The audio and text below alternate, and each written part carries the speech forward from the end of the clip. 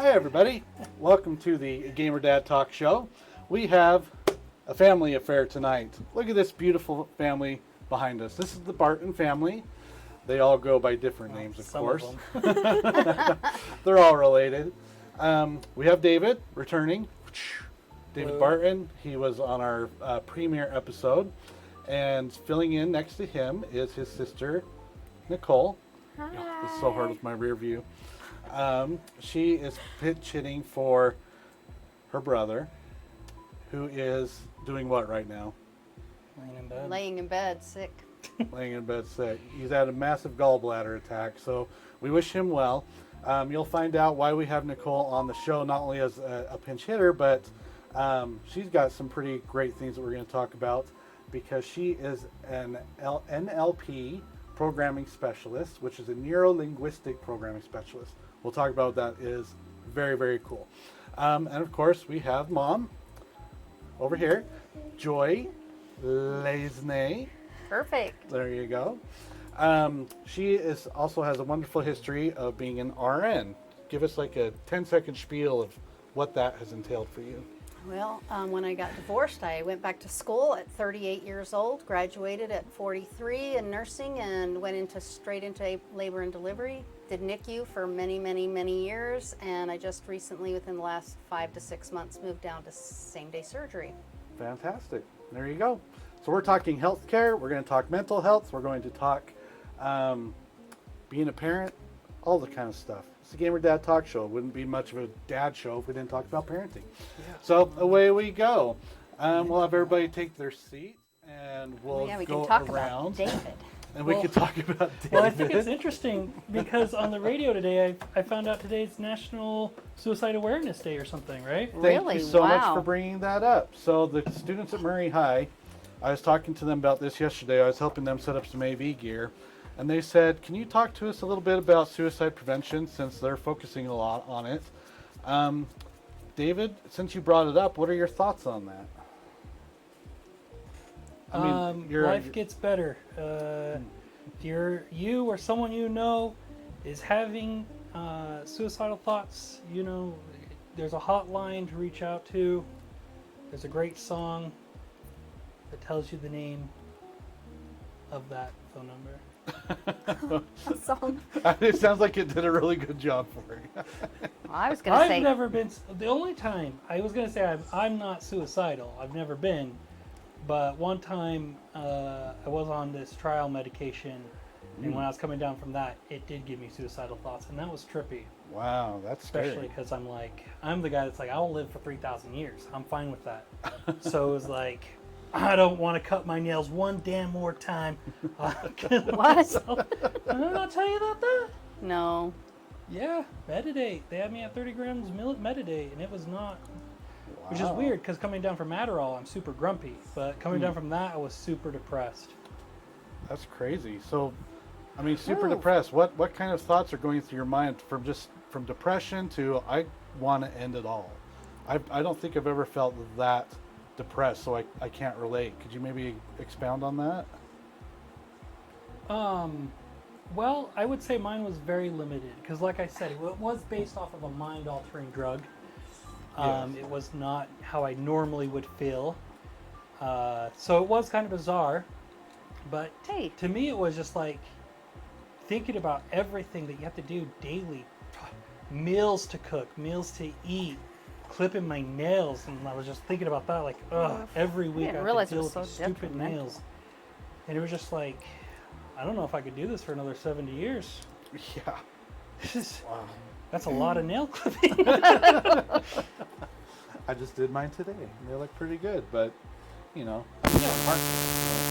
nothing gets too wild for me. Okay, our healthcare professionals, what are your thoughts on suicide prevention? I'm personally against suicide, 110%. I don't recommend it. I'd hope so. I think it's really hard because I think that the people who are feeling suicidal don't realize the impact that is forever when they attempt suicide or are successful at killing, you know. I remember talking to someone who was suicidal and said, "Oh, I know you guys will be sad, but you'll get over it." Yeah, are we allowed to name names in this show? You know? There they are calling me right now to say, "Don't bring it up. Don't rat me out, Mom." Better not say anything.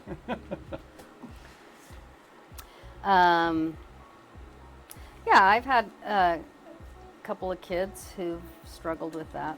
So. Yeah, it's very close to my heart, suicide awareness. Because I found my brother in the middle of a suicide attempt once, and that wasn't pleasant. That's terrifying. Took a bunch of pills, was throwing up on the back porch, and he claimed someone was trying to kill him and I should go get Mom. Yeah, The I someone remember turned that. out to be him, but Yes. Tell Mom there's an attempted murder. Oh my goodness. oh yeah. It was a hard time, for sure. Yeah, I know for me, because I've dealt with some suicidal ideation as well. It's just crazy how common it is these days, for sure. Do you feel it's almost glorified? That like, You know, I was thinking about this the other day because if you remember a show called 13 Reasons Why, yeah. which I feel like was definitely idolized it, you know, like, oh, you're gonna be so remembered, like, have this drama made about you. And, you know, I feel like it was supposed to be a prevention type of thing, but I've heard that it made suicide increase, actually, and the attempts as well, because of how they idolized it. Yeah. It's like, well, they don't know who I am now, but they'll know me after I'm Right, gone. and it's like, that's really not how it is. Like, people just move on, and it's really sad, like, just that stuff, so. That is very, Yeah. very tragic. So, if you're out there, find help. If you need medication, if you need support, there are so many resources. I implore anyone who is feeling suicidal thoughts of, suicidal tendencies, or if you know someone who is, reach out, show love, and get the help you need. So, segueing from mental health into more mental health, Nicole, tell us what an NLP specialist does. So NLP, like you said, is neuro-linguistic programming. It's changing the brain through language. So our brain makes these pathways in our life as we grow, whether we're young, we're all kind of products of our circumstances. But NLP allows for you to kind of change that. It's a way for sorry, I just says a hard part right here. But yeah, it allows you to make new pathways and make those connections better. And I've had clients that come like with childhood trauma, and I call them processes when people come, or sessions, but the processes are very specific, which is really unique, I feel like, to NLP versus traditional therapy. And they really focus on, changing the behavior. With therapy, it's like, okay, you need to, have better thoughts. It's like, okay, how do I do that? And you kind of have to try to override your system. Because our brain is like a computer. That's how I explain it. Our brain is like a computer. Your conscious is like the monitor, the stuff that you see, and your subconscious is, kind of that motherboard. So if you have like a virus or wrong programming, you gotta kind of tap into that motherboard and change that so that it's easier to make change. So you're not just trying to click down all the viruses that's popping up, and you're just trying to X out of them. actually goes in and takes care of it. Okay, so how is it similar and dissimilar from traditional therapy? What kind of tools or procedures are similar and what are different? I would say that traditional we still have sessions, but I would say I like to plan for like 2 hours for my sessions. Because like in traditional therapy, it's like 45 minutes, right? Yeah, just when you and get once things it's going. like just when you get things going, exactly. Yeah. You get things going. It's like, okay, we're out of time, so we'll try and Yeah. catch it. And then you're just kind of left with this Hold that thought for a dark, week. yeah, like just stuck in this low spot. You Yeah. see it so many times in shows. All right, well, that's our time. Exactly. Yeah. Oh Like my they have no gosh. heart. Right? You're like, I Seriously. don't know how to deal with this. I'm gonna have to look it up. So just come back, and then I'll have answers for you. So I love that because you're actually able to work through all of it together before you leave. And NLP is amazing because you're able to see that change so quickly. Like I do allergy process, and had this girl come in one time, and she was allergic to garlic, and Or so she thought. or so she thought. Mm. Until I entered the room. And it turned out to be something mental for her. Like she hadn't been able to have it since first grade, and loved the smell of it. Always wanted to have it, but It's would in just have everything. yeah. Everything worth eating at least. And she loved it, but she couldn't have it. So she came to see me. We figured it out and was able to work through that. And she was able to go home and have garlic. So That is and wild. it's wild. And the like allergy processes are really cool because you can see that physical change happen quickly.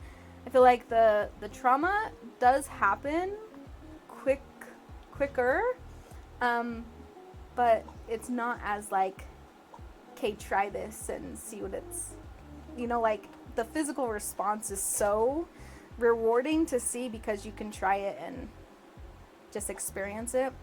Same thing happening with the trauma responses. It's just hard to kind of attribute it to it. Yeah. So do you find that, a lot of these allergies, as you say, you were told as a child, so you just kind of stuck with you, whether there was an actual physical proof or not, you just kind of hang on to that. But like me, I'm very allergic to nuts. I fall on anaphylactic shock. How much of it is that? Our brains are so powerful. I can attest Yeah. to this.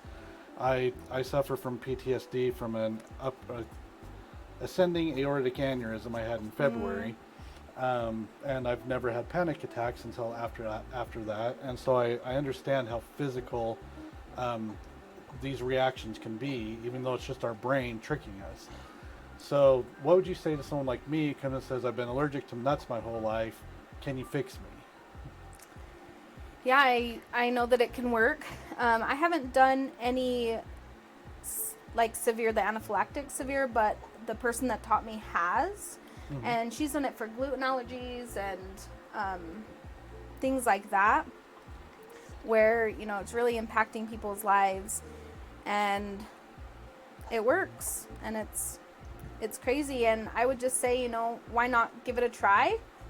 That's kind of hard to say when you have like anaphylactic, like just take a nut and but see then, what happens. You don't need to like eat a bag of nuts to just be like, oh, it turns out I'm dead, but I can eat, have an EpiPen, go try it at the hospital. I don't know. Yeah. I can eat a little bit, and I can feel that itch, that tingle start happening. I'm like, whoa, there's nuts in whatever I'm eating, and I can just stop. If I get a little too much, I'll get nauseated and I'll throw up. I've never gone into full anaphylaxis. Is that what it's called? Sure. The nurse should know. Yes, indeed, it is called anaphylaxis. Anaphylaxis. So thank goodness, I've always been Right, able yeah, that to is feel good. those symptoms before I get to that point. Yeah, so I'd say, try it. Why not? Yeah. So in my PTSD stuff, we did what's called EMDR.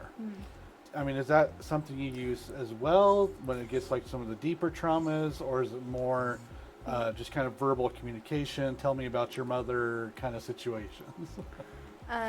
That's one thing. So a couple things. I have the EMDR, the eye movement rapid. I have learned some of that. I don't think we necessarily call it EMDR specifically, but I have a trauma process that I do that uses the eye movement to take the sting out of those traumas so that you can process it.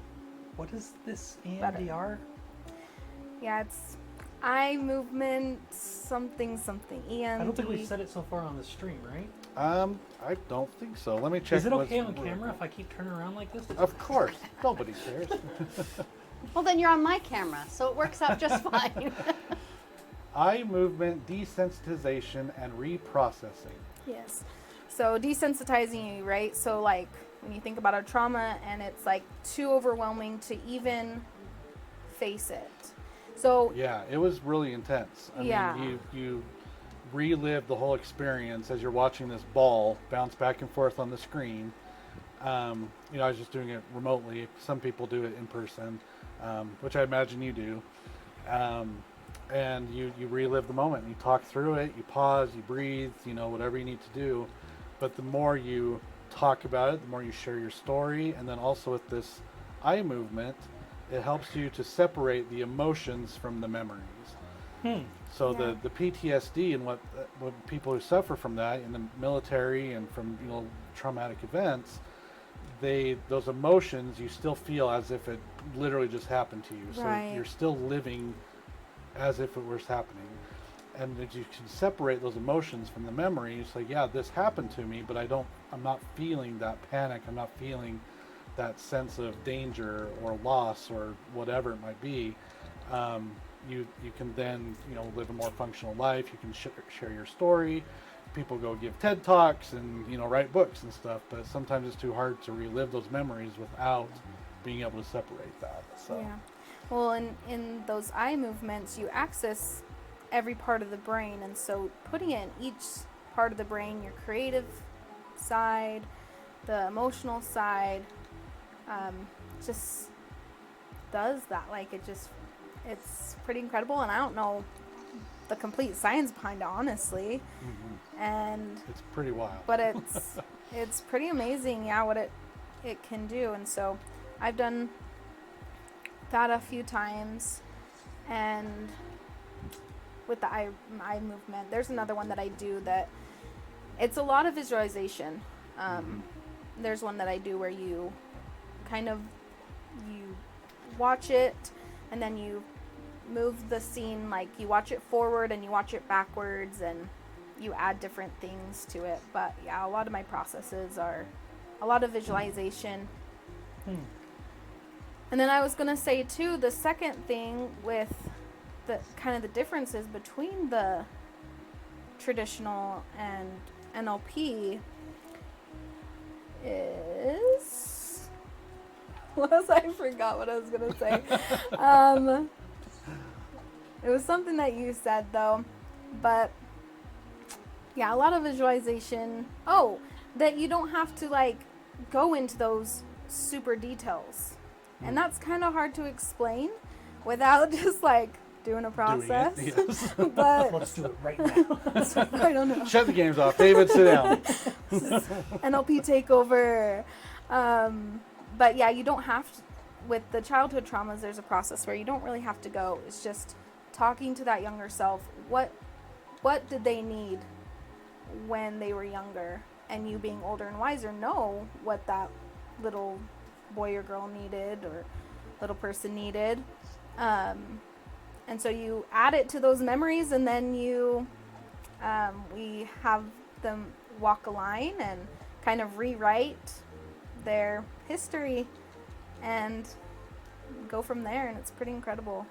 Yeah, I mean it's pretty hard. I mean, the first session I did the EMDR, I mean I could talk for maybe a minute and a half and then just start bawling. I mean those emotions are so raw, and reliving it. I didn't really realize how much it affected me, you know, and it's these things happen. I mean, I went right from, and this was kind of explained to me by my therapist. She said, you and your family experienced this very traumatic situation until you got to the hospital. She said, you were all together, you had this very rare situation, you even got to say goodbye to your family, you had that moment together, but from then, you fell asleep and woke up in recovery mode. They went to a hospital waiting room for 5 hours, and they were able to process, what's it going to be like to not have my dad? What's it going to be like to raise a family as a single wife, you know, as a single woman? What's, you know, X, Y, Z? How are we going to afford these things and pay off bills? And, you know, my wife had time to process all this. She said, but most importantly, they had time to celebrate together when they found out you had survived the surgery, and that they could find that joy. And they said, all those emotions you just skipped right over. They don't go away, they just get smashed down until they come out in a horrible panic attack, which I had about a month after my surgery. And I went back to the hospital and they said, well, good news, bad news, your heart's fine, you're not having another aneurysm. All the, you know, line for line symptoms of a panic attack versus an aneurysm are almost identical. Oh, wow. My heart rate was up at 200, and they're just like, you know, yes, you should have been here. So you were right to come in, but good news is you're not having another aneurysm. Bad news is you have severe PTSD. Go find some mental health counseling, you know? So I'm like, okay, great. And so, you know, in that process, like you said, a lot of those things, they come out, and I didn't even realize that I needed that healing, and I needed to talk through it. I needed to feel that gratitude of survival than just, you know, having a giant scar on my chest that I had to heal from. My body was focusing on just getting better and, you know, going to the bathroom, but not being able to deal with those emotional scars that were much deeper than I had understood. So I find it very fascinating, you know, that you take similar approaches to get very similar results, and how strong our mental health, you know, can deteriorate or be strengthened, you know, by our environment. So I think that's really fascinating. So what inspired you to pursue a career in behavioral health, especially the NLP? I think because my family's so crazy, I just needed to figure out what's going on with them. I knew that was Did you guys all find that she came and started psychoanalyzing all of you guys at the well, dinner table? I will tell you that I got a lot of free NLP because she had, during school, of course, they have to practice, and so she'd come home and practice all these different, there's so many different processes, and so she had to practice them. I'm trying not to hijack her conversation, but No, you're totally fine. There's no rules here. It's We can open. jump in whenever Yes, we want. open discussion. well, yes, but she was trying to answer a Well, question. I'll answer this question, then you can Tell my story. I know where you're going. Oh yes, it's 'Cause I about love the it. ice cream. Oh, I thought you were going to tell the story about how. Do you remember when we were younger? Sorry to hijack your question, Nicole. You're having- This is my life.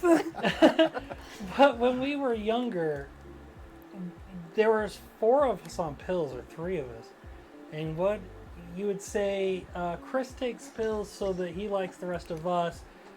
James takes pills so he likes himself. And David takes pills so we all like him. Oh, it's Yeah. horrible. It is horrible. It was a fact. But it's a fact.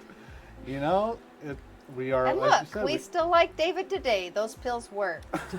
he's here, isn't he? Yeah. He didn't invite you guys. You're like, we'll pass. Who Yeah, even everybody is this wanted guy? to come. I thought that was sweet. I know, I agree. Thank you all so much for coming. Okay, so Nicole, what- did you finish your question? yes, what inspired you to really go into this? How did you hear about NLP, and what made you think that is the route I'm going for sure? So I did start in the mental health field. I went to school to be a psychologist originally, and then I found this degree that was all about family systems And I was like, I didn't know this existed. And I just love thinking about how families work. And when I was at school, they had a couple of internship classes. And one of them was a life coaching class. And another one was how to avoid falling in love with a jerk. So if you've heard of that. No, that's brilliant though. So I did both of those because I love teaching community classes. When my mom had us kids, like, she was always going to community classes, and it seemed to really help her in her journey and help us. And so that's that. And then I did the life coaching as well, did that. And one time they had us interview somebody in the field, and we had a family friend that did NLP. So I interviewed her, and that's how I first kind of found out about NLP. And then a couple years ago, she wanted to start teaching it so that she could kind of spread the word, help more people by teaching others to do it as well. And so she was doing a kind of beta class, and I was like, yes, that's what I want to do. It's amazing. And so she's the one that taught me. And I took a class with me, her son, another neighbor that they had. And I just fell in love with it because of the results that it gets, and just that personal, like I said, just sitting with the people instead of just, okay, 45 minutes are up. Yeah. Go ahead. So That's exactly how I felt every time. Just like, oh, we're just getting to the meat. yes. And here we are, waiting another week. So, but yeah, I love it. It's been great. It's kind of been on back burner for a little bit because I started working for Davis Behavioral Health. I teach community classes with them. One is a Strengthening Families class, and the other one is called Learning to Breathe, which is a mindfulness class for 6th graders in the community. Nice. So, and That's a very, very scary point of life.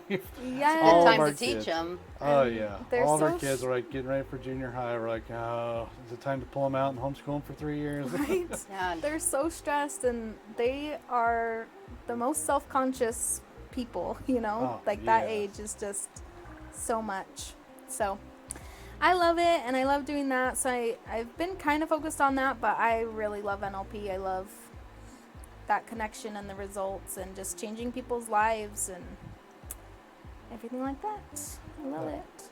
Very cool. So, what do you think are the most important skills for a behavioral health specialist to really have? That is a good question.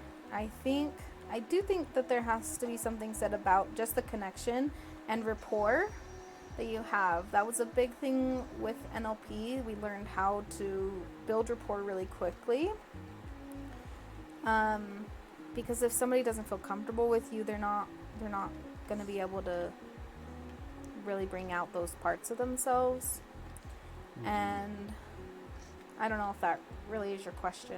No, it Is this totally on is. the I right mean, track? just approachable, being willing, easily build those relationships to trust quickly. Do you feel like Yeah. your first few sessions are really just kind of establishing that, or do you find most people who are there and are, maybe have already heard of NLP? I mean, I'd never even heard of it. Yeah. Do you think they're already a little bit educated in some degree and they can just trust you more readily, or does it take a little time still? There's like I said, there's ways to build that rapport quickly, but I feel like when people are ready, then they're ready. I guess. When you're ready, you're ready. That's So do you Like- feel like some people think that they're ready to give up whatever? I feel like, and with NLP, it's kind of like you really want people to know what they want to change. That's one of the things. Like, what do you want to change? What thought, feeling, behavior do you want to change? That's one of my first questions, and we go from there. But if people are like, I don't know, can you help me figure that out? That's where it gets a little bit tricky. A lot of, especially where I'm, I haven't been doing this for 20 years. And that's people, I don't know where I was going with that either, but I lost my train of thought. But yeah, I don't know. Oh, I hate it when you're playing a game and you've got this person right where you need to, but you're too low because of the terrain. Oh. You got to work your way up on the other side. Well, I got to stab him in the head to do a critical, but I'm like 2 feet too low. Oh, dang it. When you guys start playing this game, like you said you want to, you're going to see that. These guys are such a pain to kill. But they're so worth it. All right, so what are some of the biggest challenges you think you have faced in this particular field? Getting people to come and try it, because a lot, and the marketing for it, because like you said, a lot of people don't know about it. They've never heard of NLP, so I'd be like, oh, I'm an NLP practitioner. People are like, I don't know what that is, I don't need that, I don't care. Right? Yes. Or, and if you say like, oh, I'm a life coach, people are like, that's so basic. Like Yes. everybody's a life coach. So it's like, what do I call myself to get people interested? It's like I could pay my $20 and be a life coach too. Right. Like, so I feel like that's a really tricky part. It's just the marketing, getting the word out, and having people trust you enough to try it, right? And the wanting to change. If there's nothing, or they have things that they know that they want to change, but they don't really want to change. If there's those blocks, then that's hard. But if there's blocks like, oh, I don't really fully trust NLP, I can get around that because I know it works. And I've seen it work. So I have full faith in the process. But I can, when people come with, what do we call them?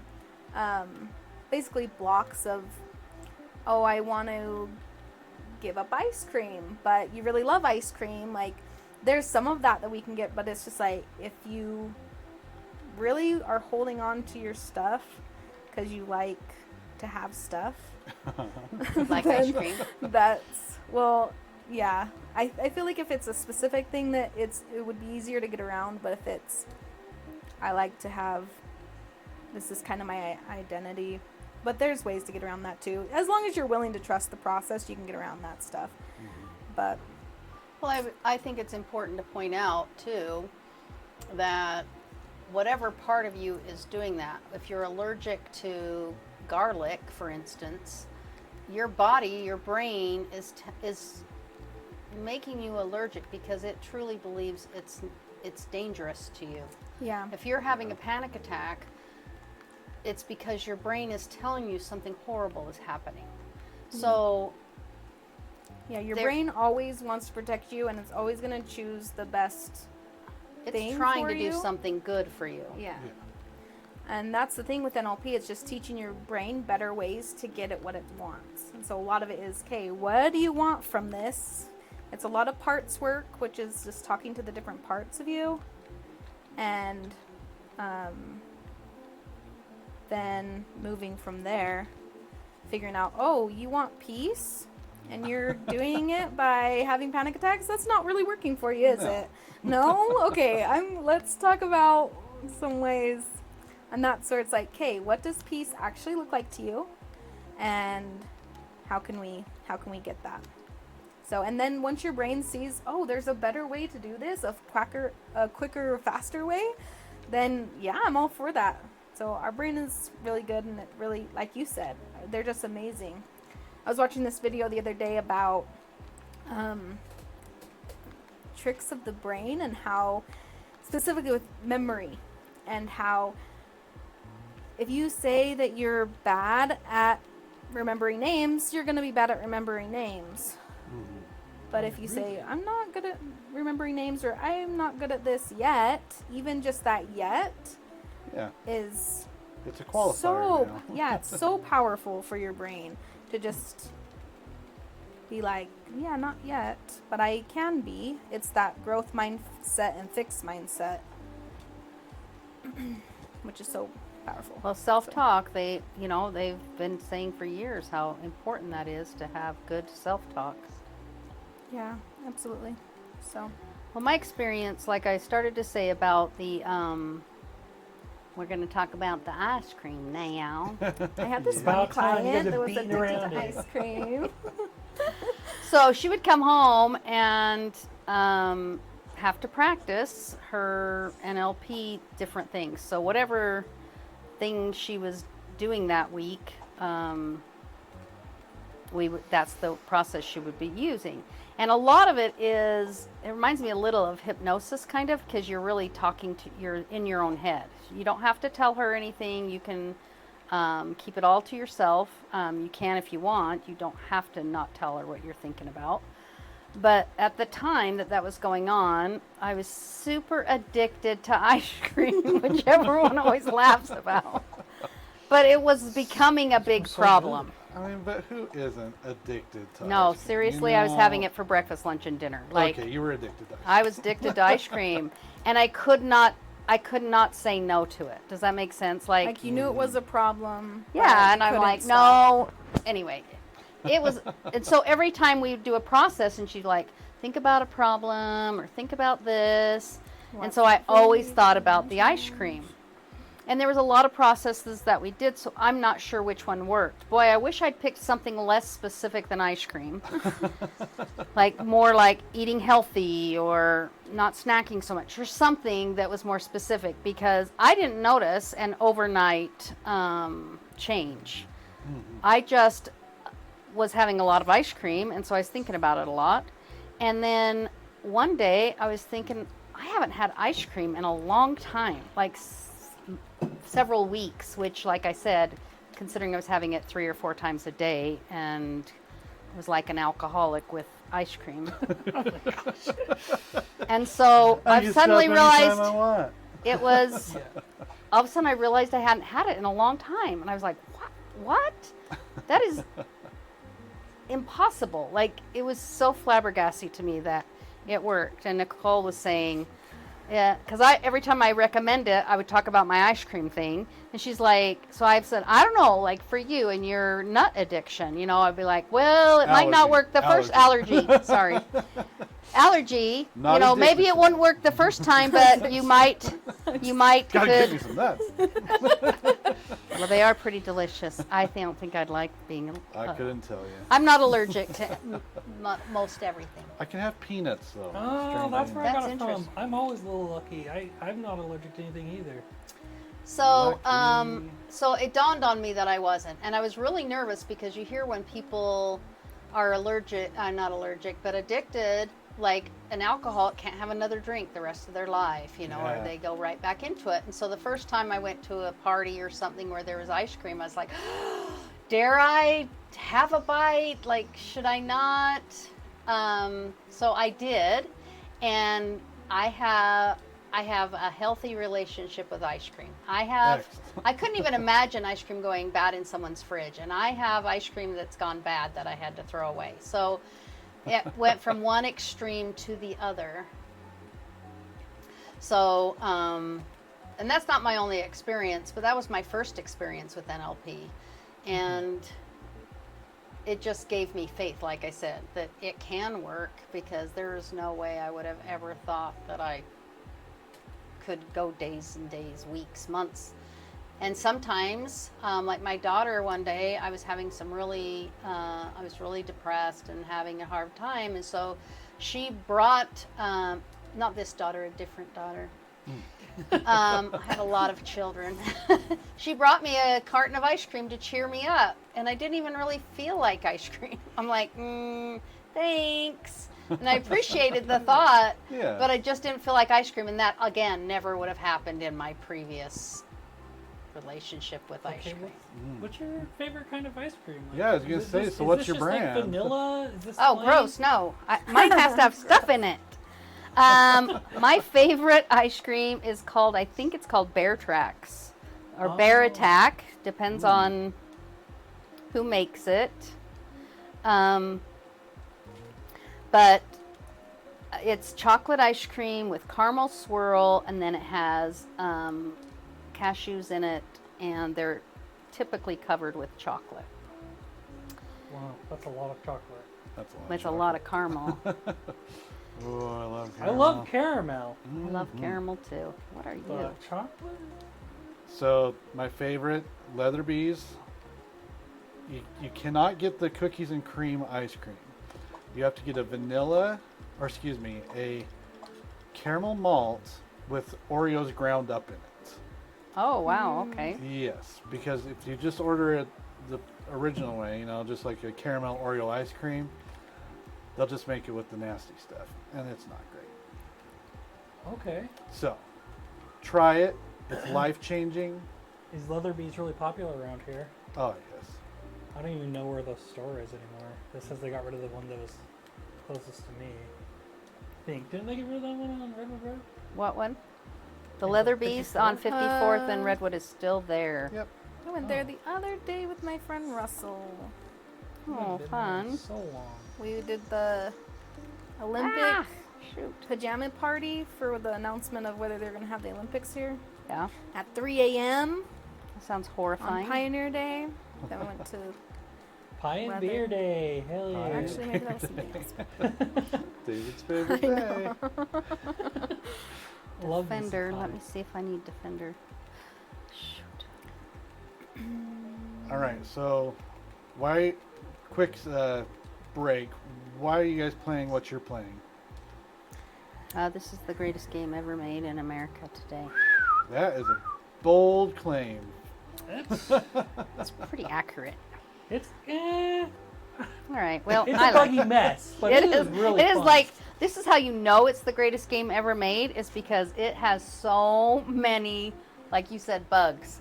It's always lagging. It's always crashing, and yet people cannot stop playing It's it. like a Bethesda game, right? Like Skyrim or something. I mean, It's not like that. well, I mean, well- in the bugs, some of them Oh, are so yeah, comical. yeah, you yeah. cannot. You're Well- irritated, ruined your game, but you're laughing so hard. You're just like, oh my gosh. There's even a term coined. You've been arced. You've been arced. So Yeah. Ark is a survival game, and we kind of fell into it. So how I got into gaming? I was going to come to this at the end, but let's do Okay, it right now. no, right now, No, let's do it right now. I'm always interrupting the plan. Were you the first? I mean, how far back? So does we your always gaming liked go? Zelda games. So the original Zelda. So right. every time So you mean you as a young kid in the '80s, right? A teenager. I in was the an 80s. old lady in the 80s, Oh but no, sure. you weren't. Yeah. Um, I grew up on Zelda. My mom and my dad loved Zelda. We always Yeah, played Zelda. was the And I don't know if people remember that the original Zelda, if you beat all, I think it's 9 castles, if you beat them all, then it would start over, but it would be different. So it was kind of like New Game Plus kind of a thing, right? kind of. And so Alan would, That's our he dad. beat it a couple of times. And every time he'd get to that second level, it would crash and he'd lose all of his All the progress. So he finally got mad and quit. But we always would play. We played with my kids, and every time they came out with a new Zelda, that's when we would get the upgraded system. Mm-hmm. And so we've had every Nintendo system since the original one. Excellent. So big Nintendo fans. And we always played Zelda, and we played a little bit of like Mario and stuff like that, but primarily we were a big Zelda fans. Can't go Then, wrong with that. yeah, you can't go wrong with Zelda. And so we played that. I just remember one time, I think it was for your 30th, 40th birthday. I guess I think it was would've my been a baby 40th birthday. when you were 30, but we got her the GameCube for her birthday, and the Zelda game. Wind And Waker. yeah, And the Zelda game, it was his birthday. I thought that Yeah. was so cool. when you turned it on and played, it's like happy birthday, and we're like, how did it know? How did it know his mom's birthday? That's incredible. Anyway, so we played we've always played games, and I've always thought that set me apart from other mothers. Oh, 100%. And so I remember Chris one time complaining because he's like, no other friends of mine have to fight for the video games with their mom. This is And me probably being the true. mom, I could say, nope, sorry, you can't play, and then I just play. But You did not abuse that. oh, did I you? did. Sorry, brilliant. nope, sorry. And then you'd get mad if they walked in front of you. Yes. But on the other hand, it also gave me more empathy. So whereas my kids' friends' moms would say, you need to turn that off right now. And like, wait, I'm fighting a boss right now. I can't quit. They'd be like, too bad. And they'd walk over and turn it off. And I would just, it make me so sick. But I knew what it was like to get to the boss. And so I had a little bit softer heart as far as that goes. All right, so I got a great story for you. My mother-in-law was not that cool.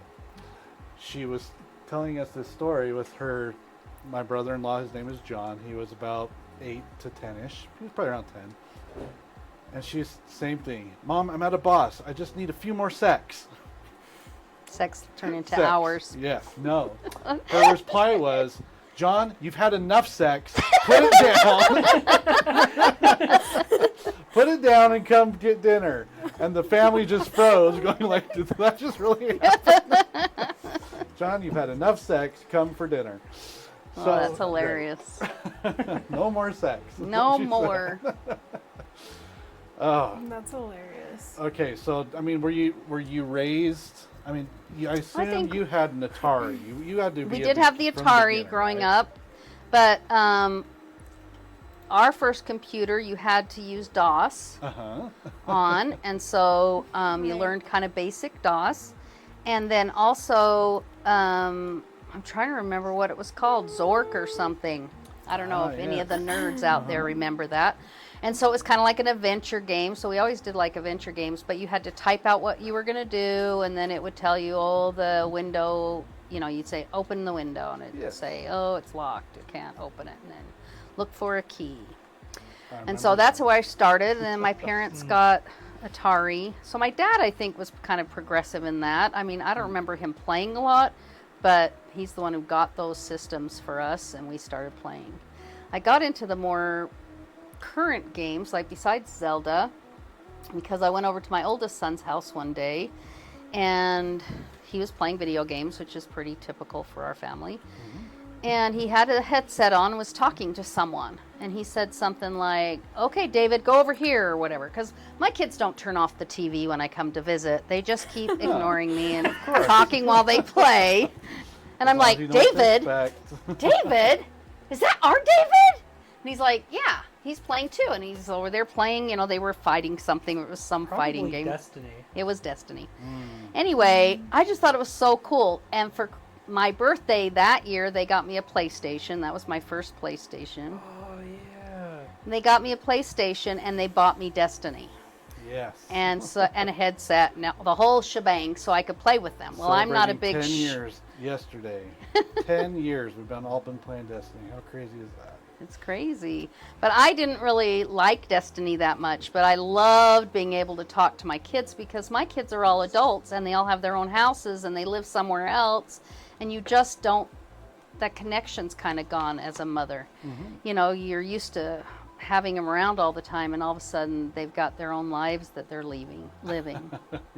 So that was really cool being able. And then if I was fighting a bad guy or whatever, they'll be like, everyone come over and help Mom! Everyone drop what you're doing and go help Mom! And then they'd come over and they'd beat the guy, whoever I was fighting or whatever. Dire game was this? importance. Destiny. Remember, it's like a spaceship or something. How do I Oh get yeah, back this was into Taken this? King. So they had that one ship, I'm guessing. Oh, the Dreadnoughts. I don't know. But I didn't really, like I said, I'm not a big shooter game guy. And so we were trying to find something that we could all play together. And I think our first thing is we started playing Minecraft. And so they showed me how to play Minecraft. And so we all were on, I think, Wasn't that when we bought you your PlayStation 4? We all pitched in because Nicole and her husband at the time only had one PlayStation, and so we all pitched in and got them a second one. Or was that Art? I didn't. We didn't have a second one. We had just gotten the PlayStation 4 because we were in a different state, and we wanted to connect with the family too. Yeah, we were all playing together, husbands, wives. Yeah, Yeah. It was so fun. It was the greatest. And so, you guys got me the PlayStation 4 so I could play Minecraft with you all. Hell yeah. Oh my god. Anyway, that it was was like a dream so- come true for me. You guys did it. You It lived was so Living the fun. dream. American dream, or at least my American dream. Well, Yeah. we were all we could get on and we'd all play together and we all built our own houses and stuff. But I hated the blockiness of it. And so we were trying to find something that wasn't so blocky. And I remember Chris saying he found this game. It wasn't this one.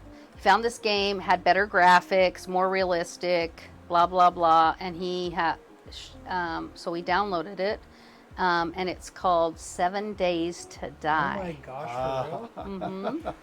And that's how we got into 7 Days to Die. That was pretty fun. But there's zombies in 7 Days to Die. And again, Yes. I don't like zombies either. Well, what era was Skyrim? Because you were so into Skyrim. Skyrim was in between that, and Skyrim was it I was think that was before Minecraft. it was, but it was Minecraft was multiplayer. I'm talking about the Family other games. one, yeah, family games. No, I played. Because when I tell people you play Skyrim and like that whole thing, Yeah, I was the people are first like, of all my "What?" kids to beat Skyrim. Oh, take that, boys. Oh yeah, I felt so proud.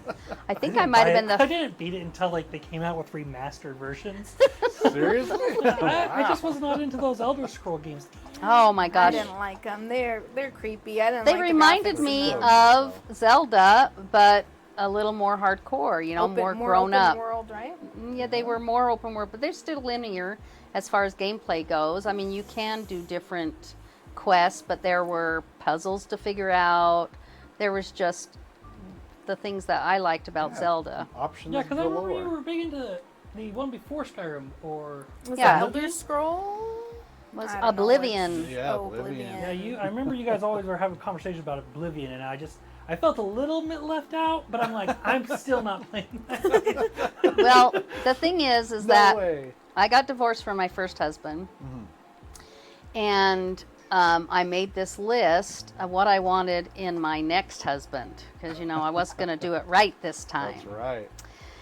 And being in my late 30s, early 40s, like I said, it's not common for an old lady to play video games. I know the people at my work were like, "What?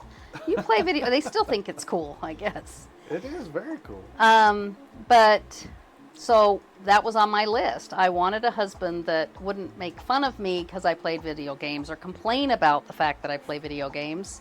And I ended up marrying a gamer, which is so cool to me because I think I really love my husband.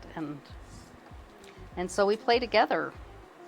And he really liked Oblivion. And so we played it a lot. I remember that when I found out, I believe Okay. David was telling me, I think you were playing Diablo. And he said, "Oh, my mom's on. She needs help with Diablo." And I'm like, "Wait, what? Did you say your mom and Diablo?" right? And he's like, "Yeah, my mom plays Diablo." I'm like, "Those are the coolest words I've ever heard come out of somebody's mouth." It blew me away. And it was inspiration for your podcast. That's right. And it all started 12 years ago. That gives me an Diablo idea. plays Would good your too. mom be willing to come to my house in my basement, hang out?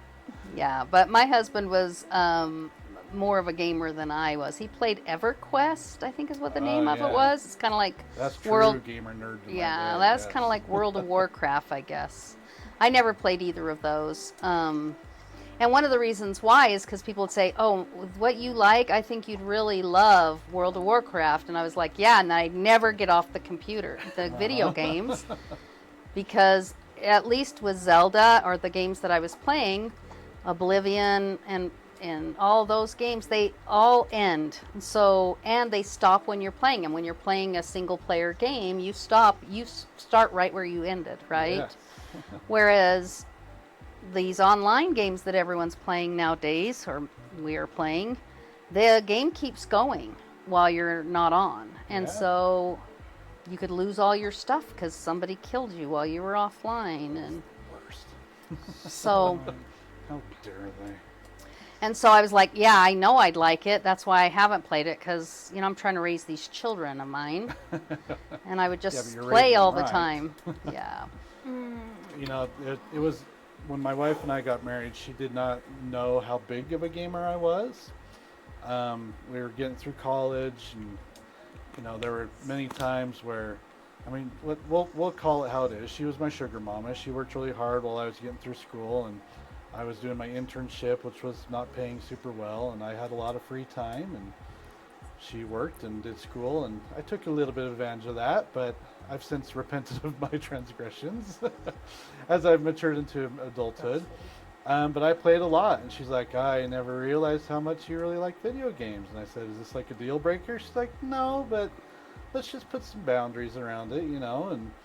And I really did, and especially as we had children, you know, it was like dad duty first, and you know, once dad duty is done and dishes are done and the house is clean and kids are fed, then it's fine, do whatever you want.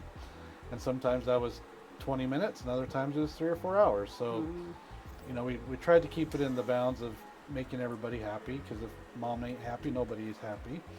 And it's always worked out. So I'm glad to hear that you shared that. And she's always loved Mario and you know, stuff like that, but she cannot play the 3D games. She gets so nauseated, and just Yeah, that's a motion big problem. sickness, all that stuff. So That's too bad. it is too bad. She's given the old college try twice to Destiny on 2 different Christmas vacations, and she'll play it for hours, and she's like, I just can't do it. Another 2 seconds, I'm gonna throw up on the couch. Yeah, once you get nauseous, you can't take it back. Sometimes I'll get nauseous playing this game. And if I don't quit when I first start feeling nauseous, then it won't go away for hours and hours. Yeah, and I never really experienced that until VR came out, and then I don't get super nauseous playing it, but every now and then it's like, Yeah, okay. Do you still have my VR version of Skyrim? Ooh, that'd be fun. What? I remember lending it to you, Nick, but I don't know if I ever got that. Lending it to me? I've never played it in VR, but that would be incredible. Was that the PS4 VR? Yeah, I remember getting really sick when I first tried that. But they made a lot of improvements to VR now. But yeah, they had still, I think, smooth turn or something then. How come I don't see you playing And anything? smooth turn, that will make you You're not so online? sick. And that's why I was like, you started Emily I on didn't do Destiny? online. Like, yeah, I that didn't hook it that up. game I could see making Unless people David did. sick. Oh, see, Like if you're trying to get into a 3D game. Yeah. But I've got to play it like as natural as possible. I mean, if I move my head, I want the screen to move. As soon as it like gets those weird 3/4 jerky turns, that's the stuff that got me really. I'm want trying to throw up remember. again. There was a game that made me really dizzy that I had to stop playing, and I don't remember what it was. It might have been Minecraft sometimes. Like going up the stairs in Minecraft. I feel like Yeah, I'd always What make was the really name of that- trippy stairs because you can like do geometric shapes so that your stairs look like diamonds when you go and walk down them. Yeah. oh, look at that. That's weird. Oh, you know, it's a blocky game, so you can do whatever you want. You can make them diamond. I always made really nice staircases. I was very proud of something so stupid. But Nobody's thrown up on my staircase. 4 wide. Sorry, go ahead, Nicole. Oh no, you're fine. I'm just trying to figure out how to get this orb. Ask, Okay, if Cassandra, anyone she'll wants tell you. to write in and tell how to play this game, I jumped way too switching soon. games to Fallout 4. Oh, Fallout 4, man. Cassandra's watching, so if you don't know how to get an orb, Cassandra. I don't if know what you're orb out you're there, talking about. She could throw it in the chat. Put I'll it in tell the you. chat. Put it in the chat. I think it's just a timing thing where I have to jump and get it, but She's probably super embarrassed now. Sorry, Cassandra. You don't actually have to chat if you don't want to. No pressure. I thought she was on a phone call of some sort. She's done with that now. Dog meat command.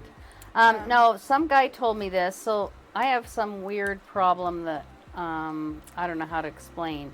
But apparently I, It goes by the name of David. yeah, it probably is David. It's all David's fault. This weird problem.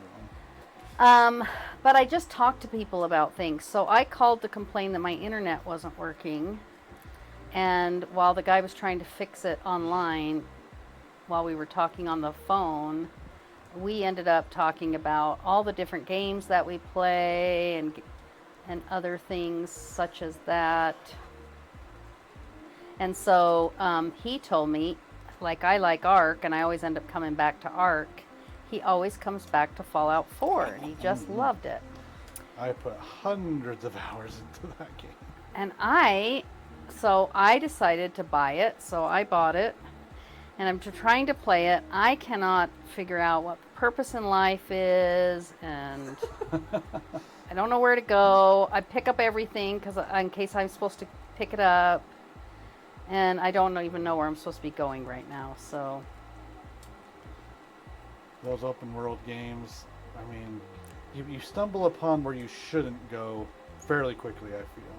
You're like, why are these guys killing me so hard? Oh, because they have giant skulls by their health bar, and I need to turn around right now. Well, and does my dog never die? Like, do I have to worry about my dog dying? Sorry about the dog. I know, quit me playing. too. I said, if dog meat dies, I'm done. Like, I barely met him, and I love him already. I'm so allergic to real animals. Well, like, do I even really need a gun? He kills everything. Like, he attacks everything, and... He's very efficient. Oh, look at this, Nicole. Giant bee. Oh, too bad. It's dead I now. missed it. You missed it. How did you get on to talk about that? Oh, I switched games because Ark was restarting for some Oh, okay. reason. So it said it's going to start in 3 minutes. I said, oh, heck no. I'm out now.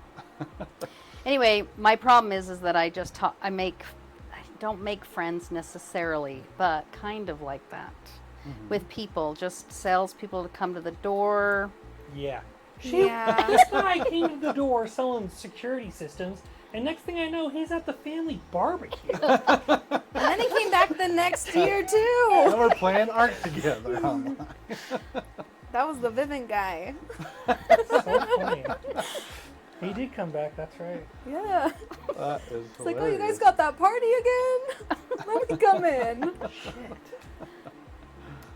Oh my gosh. Come Facebook friends Anyway. with them. Yeah, I am Facebook. He just had a baby. That's hilarious. You know, real connections are made at the door, I believe, right? That's why my That's a policy good now saying. is, and I got it from my T crowd, Oh, a closed door is a happy door. People come to the door. You have no obligation to open that door. I want everyone to know. Feel comfortable not opening that door.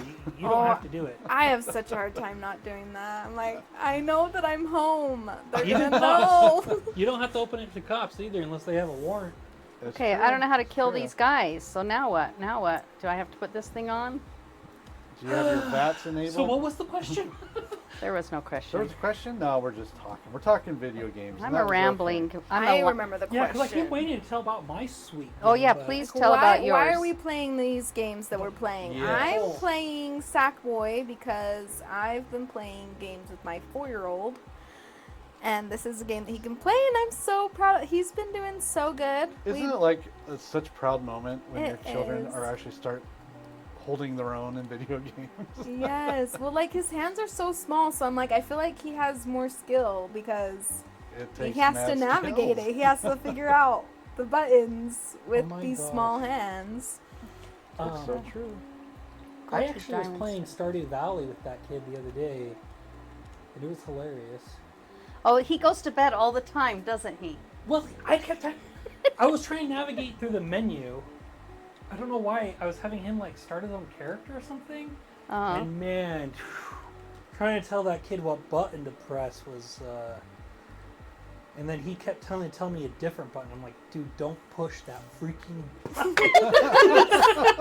Push this button so we can actually play the game. So help me. Oh you my push gosh, that we've button. been I've been trying to play Overcooked with him because he has these Oh. conversations with his other with his other parent. And there's a game on Facebook Messenger that's kind of like Overcooked. You make people meals and you do the orders and stuff. So he loves this game, but he just wants to set the building on fire. He's like, don't get it. What's going to happen if we just let the whole building burn? That was us in bingo. And it's so Oh my stressful for gosh. me. I'm like, we have to put out the fire. We have to do the Yeah, orders. if you want to do well in that game, you That's don't play with your 4-year-old. Right, exactly. I'm like, I just have to remember, we're just on the first level. You're just doing your thing. You're just counting down moments to bedtime, or I can play this for real. Right. Yeah, I was having him play Sackboy with me, and he just keeps jumping off the edge. Yeah. But now I feel like he's doing pretty good. Sometimes he'll be silly like that, but most of the time he's 4. like, why is this not right? So just having to remember that it's just a game. But now I'm playing, so we've been playing on his because that's what we're doing, so that he can see how far he can get. Yeah. And now I'm playing on mine, and I'm not very far either, but I'm farther than he is. Competition between mom and the 4-year-old. But I'm like, I've never played this level. What is this fire? Because I used to play Little Big Planet, and No 4-year-old can beat me. I'm like, Well, it what just is turns happening? on and off. You just have to time it right now. Did we ever get a I know. comment from my sweet wife? Oh yes, definitely a timing thing, but it's been so long since I played that game, so I can't remember exactly what else you need to do. I did get it. You I timed it. It was like a There you timing go. jump, Yep. double jump sort of thing. So I'm Yeah, sorry 'cause- the info came in late, but you figured it out. That's okay. Now I'm proud of myself that I figured it out. And Yeah, Cassandra was big on 100% in that game. She got everything except for the very last bonus levels before we stopped Is playing. that I actually didn't one get I've more not started. lives. I didn't get more lives, or did I die and I got sent back to the beginning? I almost died there. But yeah, it's been fun to watch him play. We got him this Paw Patrol game Paw Patrol. Paw that Patrol. he loves, but now he's wanting to. He's kind of on a jumping ship. Like, oh, let's do Sackboy, let's do Overcooked, and stuff. Yeah, little But 4-year-old ADD when it comes to games. Yeah. ADD. Wonder if that runs in the family. Sounds like it might run in the family. Picking What up runs what in you're the putting family? down. ADD. Yeah, it's true. Don't all 3 of us have it? Pretty Wait, sure. what are we talking ADHD probably. I have ADHD, and I like to say it's a bit severe, but you don't know other people's struggles, so who knows for sure. This is true. This is true. So, all right. Any other video games questions? I could talk about this the rest of the time, but I do want to get to some RN stories. Well, hold on. I got David to didn't say why he's playing. Oh, his you're right, game. you're right. Because I I'm thought it would so make sorry. for good television. It does make for good television. Thank you for One, keeping me on track. It is a very well because it's very linear, so you get to see exactly what I'm doing. But also, when I was on the show before, I know how hard it is to play a real game, quote unquote, while you're trying to play. Like if you have anything that's like, oh, I gotta know exactly what I'm doing. It's so hard. But this one's perfect for just I can just play as much as I want and talk as much as I want, no problem. There you go. So I'm doing Elden Ring over here, and it's kind of kicking my butt because of that. So yeah. I've switched to 3 different games while we were playing. I was hoping to see if I could. I don't think I'll be able to beat it before the night's over, but I was interested to see how far I could get before we were done. Here's on Emmett's this house Castle over Crasher. here. Castle Crasher's really fun. Shout out to Castle Crashers and Behemoth.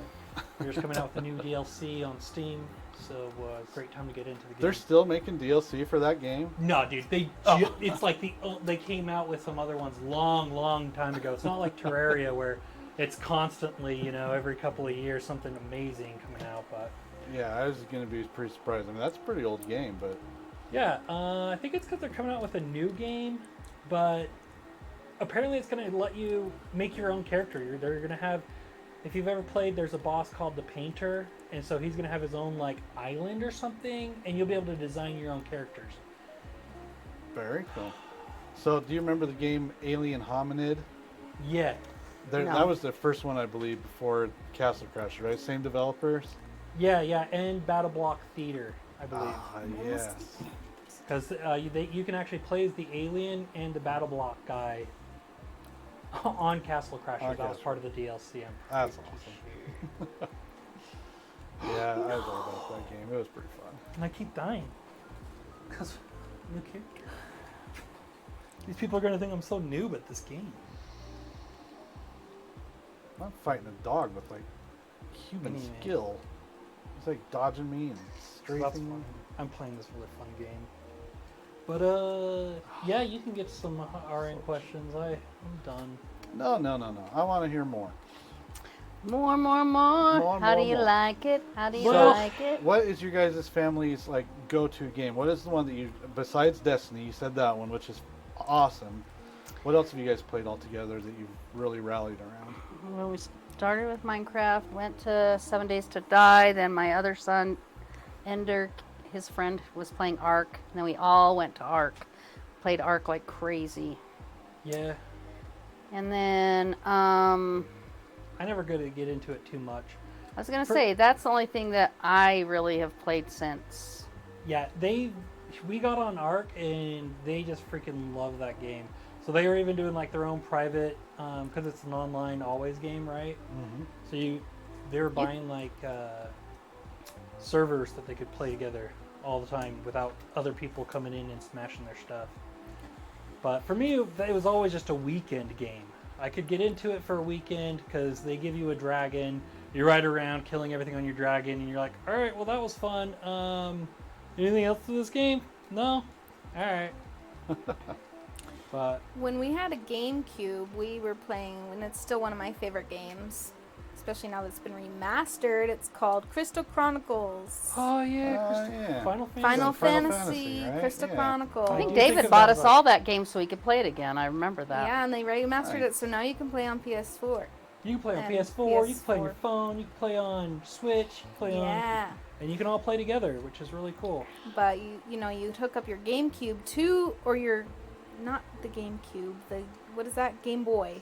Your Game Boy Colors to the GameCube, and it was like the coolest technology ever. Well, you said color, but if we're gonna be really It pedantic, was the SP, wasn't it? it was the Advance and the SPs, which Yeah. were Oh. basically the shortened version of the Advanced. Was the color after that? The fact No, that it's three before of that. you can have this conversation is just, it blows my mind. My sisters are like, what? My mom would be like, what? Well, yeah, she mentions Crystal Chronicles. I'm like, that is so true. That was like our family game for years. And that's before online. That was, like Nicole said, all of you had to have your We're all hooked up. You're we all, had our all hooked up where the cords. handle goes so that you could play on your own little hand, Mm-hmm. kind of like a Game Boy. It was either Advance or the SP, and you play through it. So you're all playing together. And the thing I loved about that is you could play by yourself, and then you could add your family. And you can go back to playing by yourself because not everyone could play all at the Yeah, same you time. could trade gear and help each other out because you're a village. And in Final Fantasy, truly the story isn't just about your character; it's about your village that you are trying to save. And so every member of the family was another family in the village. And so you Yeah, just work that together was to keep cute. everything going. That's awesome. But another game that I was going to mention as our family game, SingStar. Oh, yeah. Oh, yes. So Nicole asked me that. She said, so what do you got? I said, you got a PS3? Are we going to play SingStar? And I said, I wish. But I- I just threw my microphones away when I was setting up this studio. They They were all still jacked up and janky and they wouldn't work anyway, but it would have been pretty cool for nostalgia's sake to have something. We got a like that. SingStar for, I think it was PlayStation 4. I did try to get the new SingStar. And you sing into your phone, I and think. your phone can be your microphone, but it was Never like worked. You really, it didn't work as Oh, well. You had really? to kind of buy the song. Yeah, you know, it was like, so piecemeal. $5 for Yeah. one song? Are you freaking kidding me? Yeah. $5? Well, I don't know, but Great. to me it seemed like $5. Yeah, So it even was if it like- wasn't $5, it was the emotional equivalent of $5. I don't like the way this game's making me feel. Ugh, damn. Oh, that's funny. You guys have any other ones? You know what else I remember playing a lot as a kid with you guys? The Donkey Kong 64 had a 4-player multiplayer All right. battle That'd be out fun. zone, and I remember playing that a lot with the other kids. Yeah. But that's it. Those Well- are the only family games we ever played. And to combine those two, we played Donkey Konga like Holy- no other. Yeah. Konga. Donkey Konga. We were so good at Donkey Konga. Like, I I feel go like over- we should make a soundtrack of the Donkey Konga songs on Spotify. You probably could just find it, but Probably. I remember going over to the friend's house. You got Donkey Konga? Oh yeah, we never play. And I'd be like, well, let's do it. I'll unlock all the songs for you. I was not a party to that. Buckle in, people. We're doing 50 songs in a row. Yeah, that game was incredible. I really wish they'd come out with the second one. And Diddy Kong Racing. You know, the next... Technically. And what about the banana ones? What are those called? I forgot. The little monkeys in a ball? Gosh. Oh, Monkey Monkey Ball. Ball. Monkey Ball. Yeah, I got Cassandra into that last year. It was the Monkey Ball Deluxe. It has 1, 2, and I think something else on it. But it was on sale. And yeah, we bought it on PlayStation, and she freaking loved it. So then we bought it on the Switches too, so that we could play on the go if that ever came up. Oh, Donkey Konga. Or no, that was Monkey Ball that we bought Monkey on Ball. Monkey Monkey Ball. Ball Deluxe. Monkey Ball Deluxe. Yeah, Jessica's really into that game as well. I feel like there's a game like Jessica that that's doesn't- similar. It's my daughter that's not a big gamer. And You have so one that's not a big gamer? That I have a is couple shocking. that are not good. But of the original 6 children that I had with my first husband, she's the only one that isn't gotten into video games at all. And Except even for on VR. Ark, I always make her like a horse because she likes green. And one time there was a green horse. I built her a little house. Anyway, gave her a green horse, and she just laughs every time I mention it now. But you know what she loves? Her Oculus. That girl is a flight Oh. attendant. She takes her Oculus on her trips with her because she loves it. Well, it was really That's fun because she smart. was in Peace Corps. It was another candidate, by the way, for your show. She was on Peace Corps. I thought that might be a good topic. Oh, yeah, for But sure. Oh, yeah, yeah, we she would was- get on the weekends and we'd play mini golf with her. You know, she was in what was that town? Ecuador. She I was don't know in where Ecuador. That town and- called Ecuador. No, she was in a little tiny town. She But was I in don't this remember what tiny- it's called. Baños or something. Baños. And yeah, we'd mini golf. You know, So we'd get together on Sunday nights, and we'd all get on our Oculus, and because my mom bought us Oculuses so that she could play with us. That's a big. She wants to play with us. She thought Oculus was so cool, so she bought us all an but I Oculus. couldn't afford it all at once. So for each of their birthdays, I bought them one. That is awesome. So by the end of the year, everybody had one. So on Sundays, we'd get together maybe one Sunday a month or something, and we'd all get on and play mini golf. Or no, is it golf? Yeah, Yeah. we get mini We golf, did and then there mini was also golf. did a little bit of Beat Saber, but Oh, Ender got on and beat everyone's record on Beat Saber. We never played it again. Like, Ender's just too good at this. But it was But fun that because you one could was see her, and limited we'd do too. these air hugs, you know, because your little avatars could pretend to hug. Uh-huh. It was like seeing her, and you're talking through the headset, and it was kind of like being together, kind of like that Yeah. connection that we talked about. And she was in the Peace Corps for almost 2 years. I think about a year and a half. That is really cool.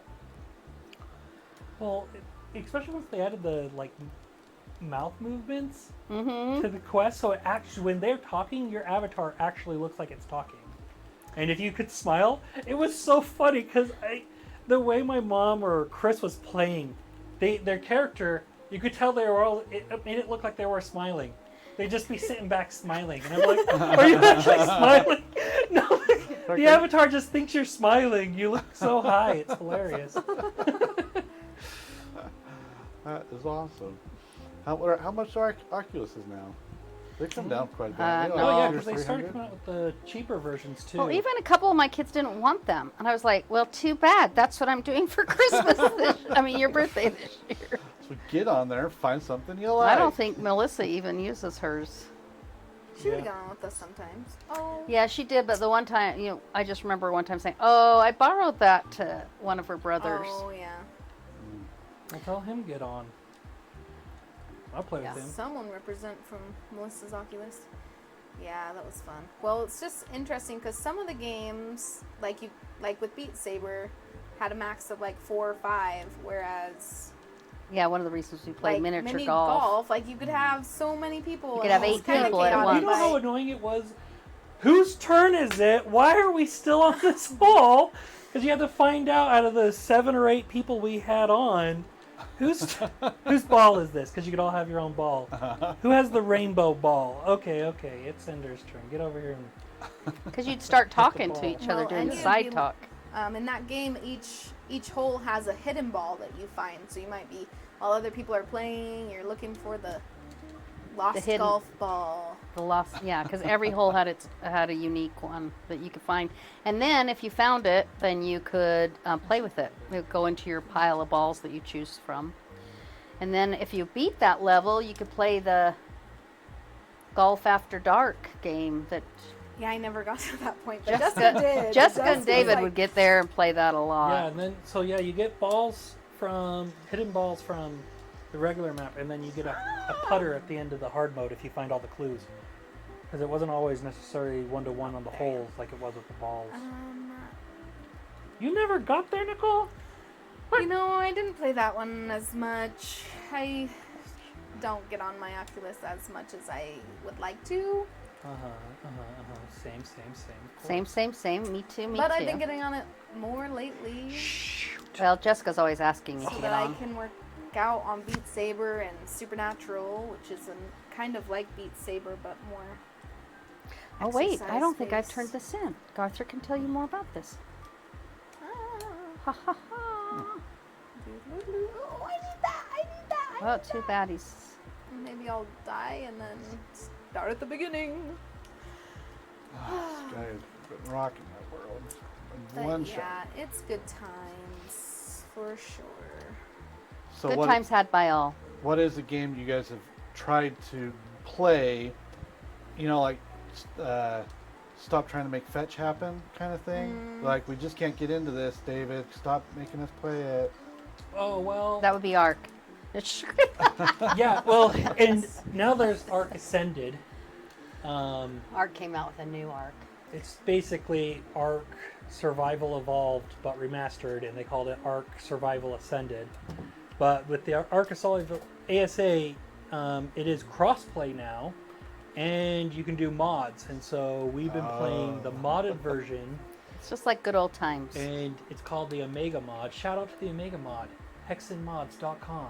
Just kidding, out on the website. But anyway, it actually got me into this Ark, and I can actually play it now, and it's really good. I can't stop playing it because they added these RPG elements where you have armor sets and unique weapons, and instead of having just dinos, there's like all these different versions of the dinos that all do all these crazy things. Like one comet, you can bring down this massive meteor from the sky, and yeah, it's a lot of fun. You know, It fire does make it breathing. harder though sometimes because Oh yeah, because any dinosaur now can kill you. you could be Yes. killed by a dodo, which is the weakest thing on there. Now it sounds like a Dark Souls game or Elden Ring. Sometimes. Smallest little creature is the biggest threat. Yeah. Only if you have a PS5 can you play Well, that you know one. what, Mom? I was thinking. Yeah, Nicole can't play that because I she doesn't can't have a play PS5. that one, yeah. So I've been trying to convince everyone to buy her one, like we did that PS4 for several And years I say, ago. please don't, because then I'm probably not going to play anyway. I I'm have not too gonna many play, children. and also it's very awkward. Well, what was the Mom? What was that really buggy game that we played with that one guy? Oh my gosh. I can't remember. I did delete it off my... we tried to make that one happen for We a were while. trying to find a game What's that we that could game? all play together that we would like. Kind of like we used to play Ark. It was so wonderful. It's just... It was like Ark with magic. Mm-hmm. And it was so buggy. We couldn't. The controls were so bad. You couldn't figure out the controls because there was like nowhere to look up how to do. I wish a I could thing. remember what it was called. I don't. I'm so sorry. That's so But we're always frustrating. trying to find, something similar that we could all like. But like David said, he wanted something that had more of a reason to play versus Ark is a lot of taming things and Yeah, whenever I What do you play, do I'm like, things? what do you guys want me to do? Because building a I house. don't, You're not I don't here. really know. I Now don't what? have a goal. Well, a lot of people play. There's Facebook pages dedicated to building in Ark. There's beautiful it's too buildings much that people have made. Research and gathering and chopping down just seems not as fun. Well, in this new Omega mod, there's a harvesting dino, and you can go out and you press crouch, and it just automatically harvests everything that's in the area. Boom! All the trees gone, all the rocks gone, all the berries What gone. is this? The harvesting something. a harvesting dino. You perked her interest. Oh yeah, they kind of do it for you, huh? Well, that's the thing. There's the grind of ARK. There's a lot of resource collecting. So you have to chop down trees and chop up rocks, and it takes a lot of time to get a lot of resources to build big houses or fancy equipment. And Omega, one of the things that they've done, besides make the dinosaurs more interesting and the RPG, is they have taken the grind and made that more easy. And the fun parts of it have made it funner, and the grind parts of it have made it kind of almost obsolete, you know, where it's a lot simpler. Yeah. You can quickly get resources without having to spend 3 hours chopping down trees to get enough wood to build your house. Build 3 freaking walls if you're on vanilla. I hear you. And It's so annoying. I just shared about this. So my Patreon subscribers, I do an extra hour, just me playing whatever, usually Elden Ring. And I was just talking about how little developers really think my time is, or how valuable it is. They think their game is the only game I should be playing, and so they give me hours and hours of busy work. You know, Destiny is like one of those prime examples. It's like, why am I playing this game? I've been grinding for hours. I'm not even really having fun. I just want to play something else. But you know, you get that FOMO that you want to get that little armor piece. You want to get that weapon, and like in the long run, it makes zero difference. It goes and sits in my vault until I delete it down the road. You know. And I like playing Ubisoft games, these massive maps that are just filled with nothing but busy work. And it's like, you know, just give me a great 20 to 30 hour story, a really great narrative that I can just love, and then be done with, and move on to something else that is also great. I just don't get it. I paid the $60. Why do I need to keep playing? You know, and it's the ice cream addiction, right? I just need to choose. Put it down, move on, do something different. Good luck with that. So true. Giving up Destiny was really hard. Yeah. I've been just kind of, I get in there, I do kind of the bare minimum lately, and then I'm done. Okay, I don't really care anymore. I hit my peak 200 max level, and then I'm like, I don't really care what happens after this. Well, let's talk about the time warp with video games. You know, we're talking about the grind. But I was trying to explain it to my friend who doesn't play video games at all. I don't think she's ever picked up a handle. And just how you sit down and you think 10 minutes has passed, and really it's been an hour. Like, I'm going to jump on here for 2 minutes, and then I'll be off. And next thing you know, half your day's gone. In fact, one of the reasons why Chris gave up gaming a while back ago. My oldest son, he has 5 kids, and he just felt like it's a time suck, and that's what he calls it. It's just a time suck. He enjoys it, but he's got so much other things to do that he can't, because you think you're only going to play for a half an hour or an hour, and time just disappears. Yes, it does. It's like magic. Yeah, it happens to me and Cassandra a lot. On 7 Days to Die, that's what we're playing right now together. And yeah, hours will disappear. We're like, we'll just hop on for an hour, and then we're like, it's 3 hours. Did you still want dinner? Well, Charles and I found a fun way to do that over the weekend when we're off together. Is we'll set an alarm, and we'll work on our house or our yard for like an hour, and then we get 2 hours of game time. It's supposed to be an hour, but you never can stop. No. It's always a bad time. Just one more thing. Let me just grab this last thing. And so then we'd go up and work again, and then we'd come back down, and then we could get some stuff done. I said, as much time as we spend in the basement playing these games, I don't know how our house even gets messy. It just doesn't. We're not even up here to mess it up. Where'd all this crap come from? Oh, it is so true. And, especially late at night, my wife usually has to wake up early. She teaches Pilates classes downtown. and I've only got to get up in time to get the kids to school. So it's like, midnight comes around, and it's like, I'm okay with only 5 hours of sleep tonight. I'm okay with only 4 hours of sleep tonight. It's like, no, those days I got to put those behind me. Yeah. I'm too old to stay up late at night. Yeah, we're always staying up super late in my household. Going to bed at 2 or later is very common occurrence, but then we also pretty much sleep in way later than... Well, if I get up before 9, it's like, what is going on? Wow, early bird today. Well, I usually wake up close to 6. I don't think I've slept in past 8 for years. If I did, I was probably sick.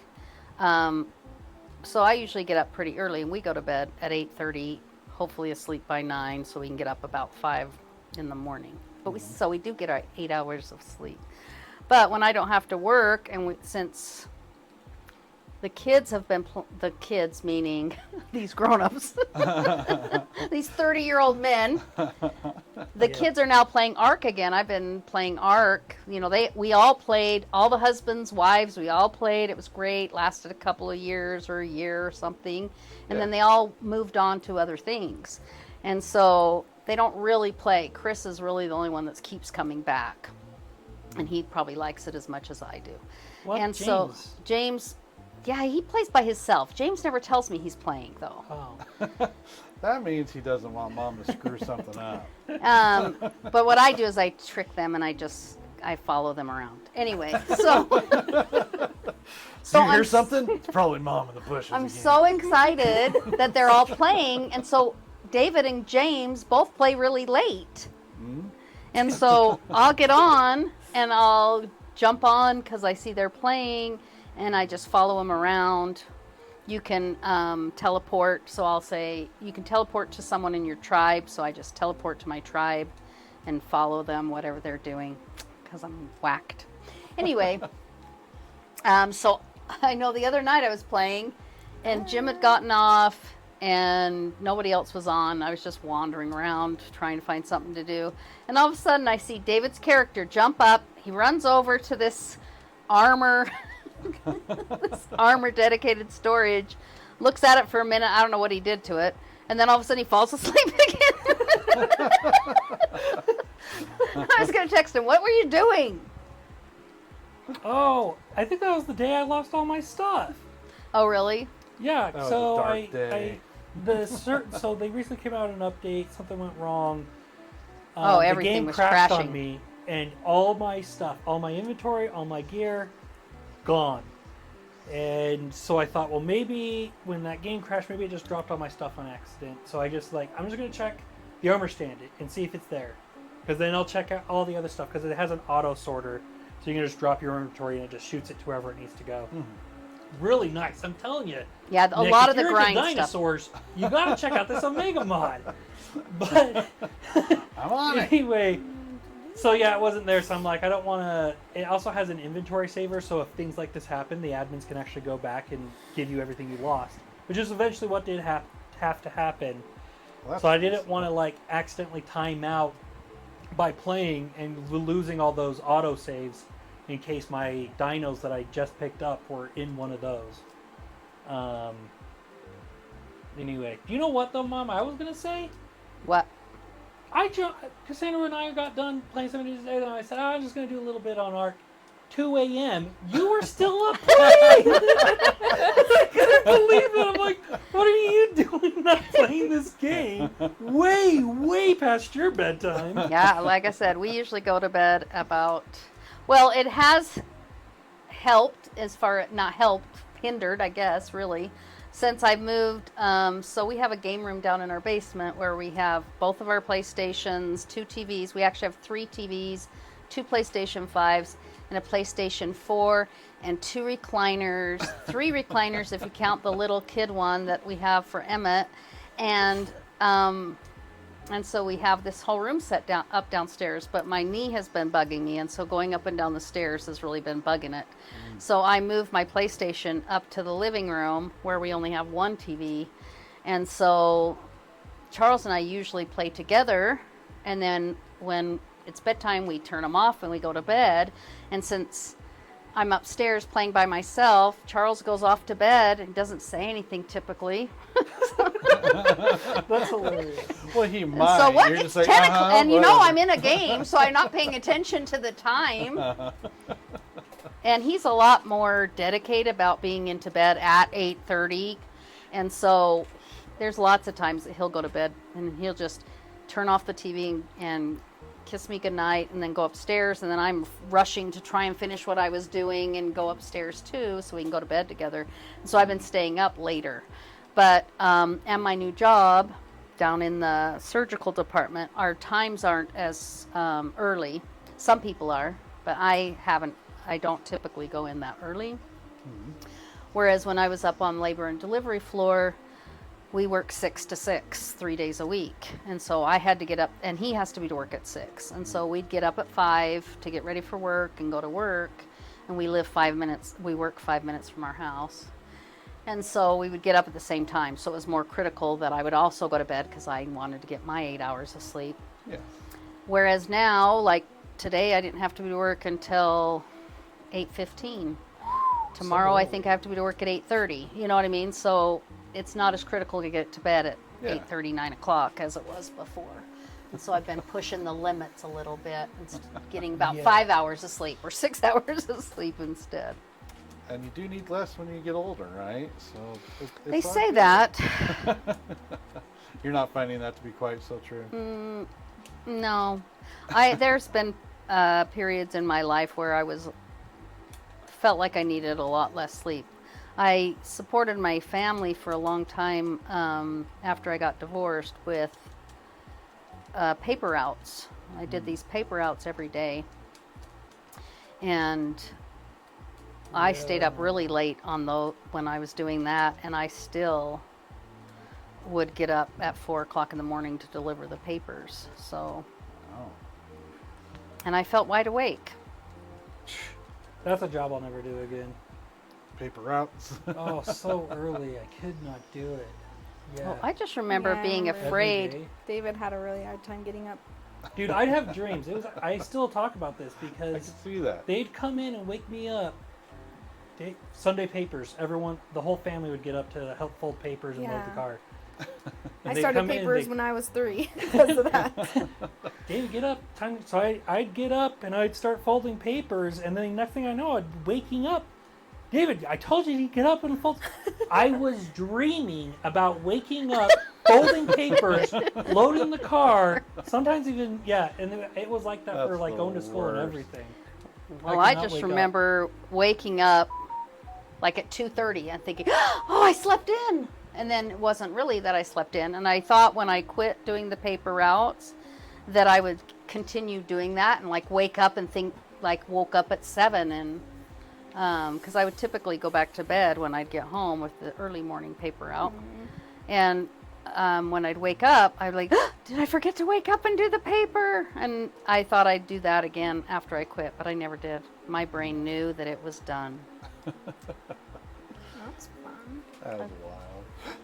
I was also worried that I would forget to go to work when I went to work because I had been a stay-at-home mom for so many years that I was so afraid. My dad thought it was hilarious that I was so afraid that I would just forget to go to work one day. I'm like, Oh, yeah. ADHD Job. is real and it is a struggle.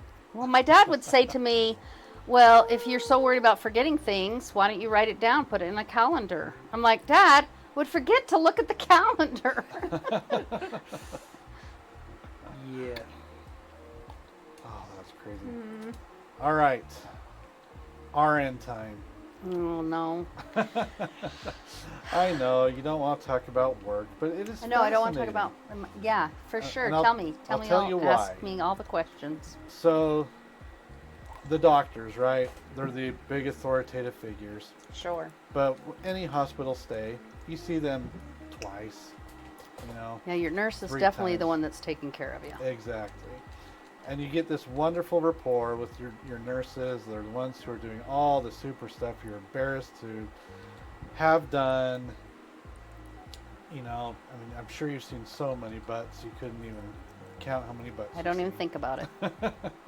Yeah, I mean, you don't even think that, but you're so numb to it. But it's in such a good, caring way because you really, truly care for the people you're with. What made you want to do it? Money.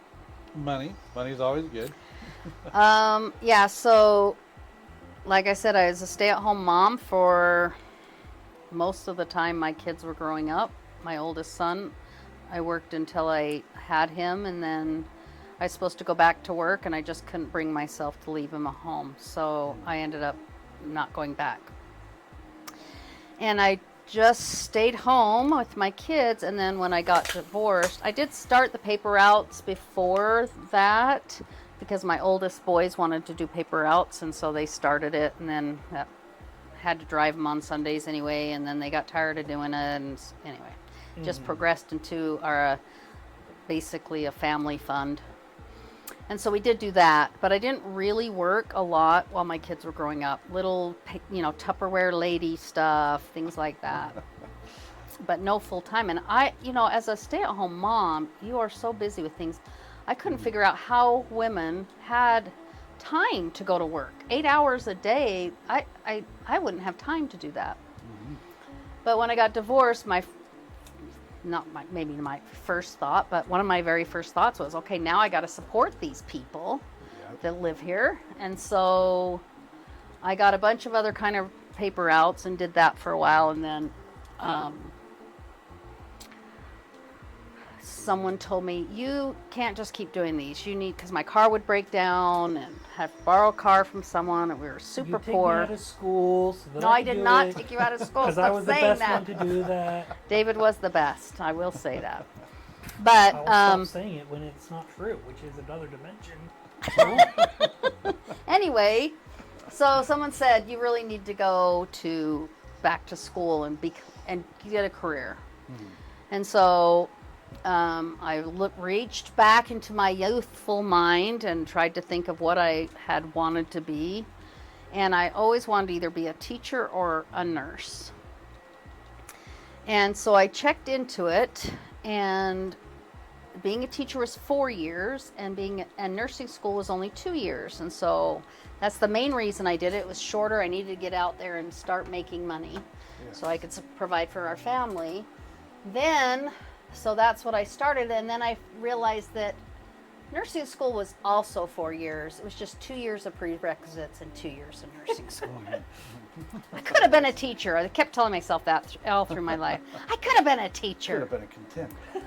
Well, people are like, yeah, but you make a lot more money now. And I'm like, yeah, I do, but I made barely anything. And so a teacher would have been a great salary for me, and I could have been off the same time my kids were off. Yeah, for sure. But one of the other things I hated about teaching is I'm horrible at planning things, and you have to plan lesson plans, and that sounded horrifying to me.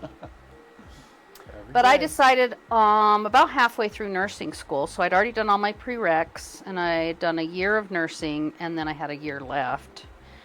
And I had a really bad experience, and it wasn't bad in the sense that I had anything bad happen, but you have to do clinicals, and I had this clinical, and you take report with your preceptor, your nurse preceptor, and she's supposed to kind of help you learn, hands-on nursing. Yeah. We took a report together, and she gave me 2 patients, and I never saw her the rest of the day. I literally had no idea how to be a nurse. I'd never been in nursing. It's not like I was a CNA for 20 years or, stuff like that. I knew nothing about how to take care of these patients. And to her, they were probably nothing patients. They were probably easy patients that didn't take a lot, but my patient had a I can't even think of the word for it, but where they have the bag, where they've got the, I always want to call, Colostomy? Colostomy. I always want to call it a colonoscopy. I don't know why. A colostomy. And so he had to teach me how to change out his bag, because I had no idea. I'd never seen one before in my life. And so my patients were teaching me how to take care of them. It was a delight. And I decided I hated nursing. I didn't want to be a nurse, but I couldn't afford to quit. I had a year left. I had a bunch of people supporting me. And that was another thing that happened. When I got divorced, instead of thinking, oh, I should go get on welfare and I should go do all this, I didn't even think about that. My first thought was, I got to get a job and support these people. So when I decided to go back to school, I went to the government, the state, and tried to get on some programs, and they would not help me at all. And so I asked my church. My church paid for my utilities and food. They won't pay your mortgage, so I had to pay for that. So I did work full time while I went to school, had 6 kids at home, and I had family and friends that pitched in $50 a month to help me pay my bills while I went to school. And so those people had already been paying for my livelihood for the last 3 years. I couldn't quit. I didn't feel like I could quit, I guess. But that's how I ended up with that. I wanted to be a midwife. That was going to be exciting because I had a lot of kids. I thought I knew everything about labor and delivery. Yep. Oh, what a wake-up call that was. And then when I started nursing, I actually did get a job in labor and delivery, which is pretty hard to get into. And so I started out I had an internship there, and then they offered me a job. And so I stayed in that same department. I've done all of my hospital besides a few clinicals there. And I've been there almost 20 years now. But I did labor and delivery. And I did labor and delivery for probably 15 years, but I did labor and delivery 2 to 3 years to start with, and then they needed more NICU nurses to help out, and so they asked if I'd be willing to cross-train. So I cross-trained to NICU and did both for a long time, and then the last 3 years of being up there, I just did NICU. What is NICU? NICU is Neonatal Intensive Care Unit. Place you What does never that want. even mean? You never want to Means see your the children six- in the NICU. The sick babies.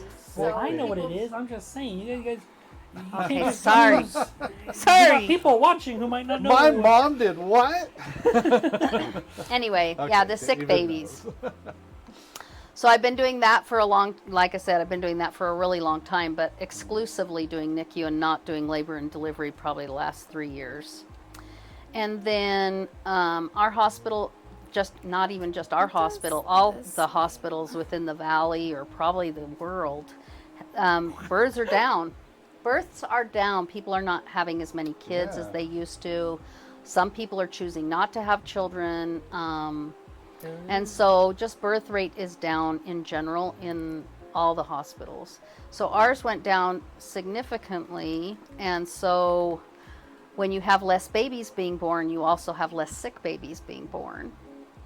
And so our hospital decided to downgrade to just a well baby nursery. Which hospital was that? It's at Holy Cross West Valley. And so they decided not to have a NICU, which means that I would have to learn how to do labor again and be reoriented to it. And I Yeah. got out of labor for a reason. It gave me a lot of anxiety, Oh, I can and It's anxietous enough for everybody involved. yeah, and it's very physical, and I'm getting older, and so I decided rather than retrain to be a labor nurse that I would go to a different I don't have department. sticky feet. And I, around April, May of this year, moved down to same-day surgery. So what is Nice. actually same dates or just like It's just not- outpatient surgery. Okay, So it's if not you go like in an for ER, but It's supposed to no, have yeah, it's kind of just the a next- surgical. So it's a surgical. So if you go in for any surgery, scheduled surgeries especially, although we do emergency surgeries as well, but 'cause there's always someone on call even at night. But it's more of a Monday through Friday job, and you come in and you might do someone's shoulder surgery or knee surgery, or maybe they're having their gallbladder out. And I do the pre-op, which gets them ready for their surgery, and then I do 𝗃𝗃𝗃, which is, I don't know what that stands for, everyone, sorry. But post-surgical Spaghetti. anesthesia, something or other, critical unit. So just helping people wake up from their anesthesia, and then making sure they are stable and breathing okay, and then they go to what we call phase 2, and I call post-op because I'm still new there, but they call it phase 2. But it's basically after 𝗃𝗃𝗃, and then they get you ready to go home. And I do all 3 of those areas. And I really like it. I love the people there. I really miss my friends up in labor and delivery, but I feel really good down in the same-day surgery as well. Very nice. So I hear about nurses changing kind of fields or specialties fairly often. I mean, is it or you feel like you're still kind of doing the same thing? You're just, like you said, reoriented to how things are done, or is it kind of whole new procedures you may have not ever been exposed to before? Well, because I did NICU for so long, and I was used to taking care of babies, and downstairs in same-day surgery, we don't do baby surgery. That would go to the primary children's hospital.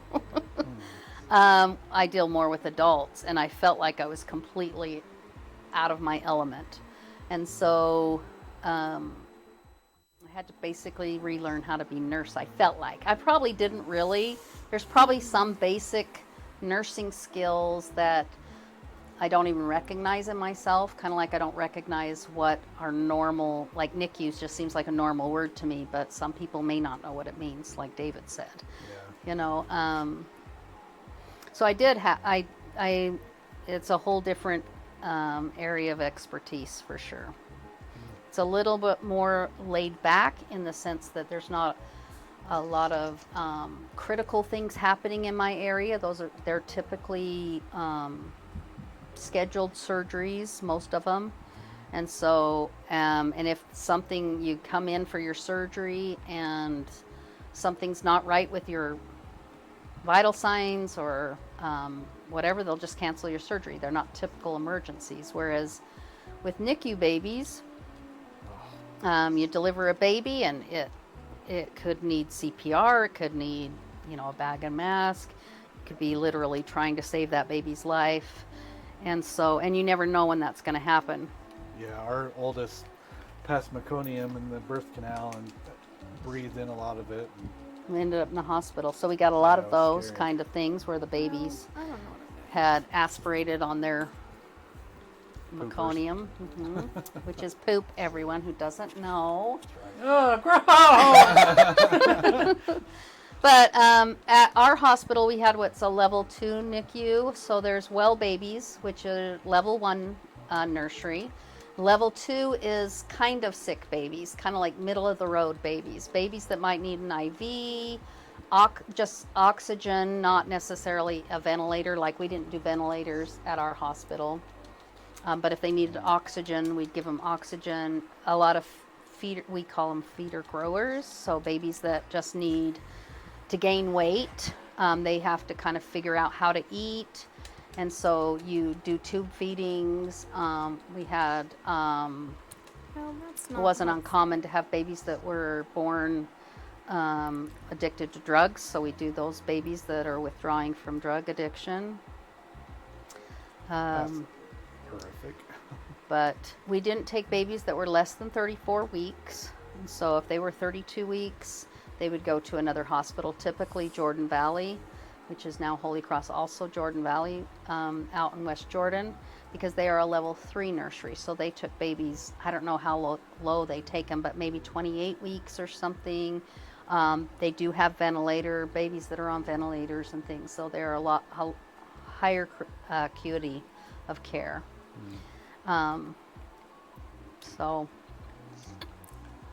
But it was very fulfilling, but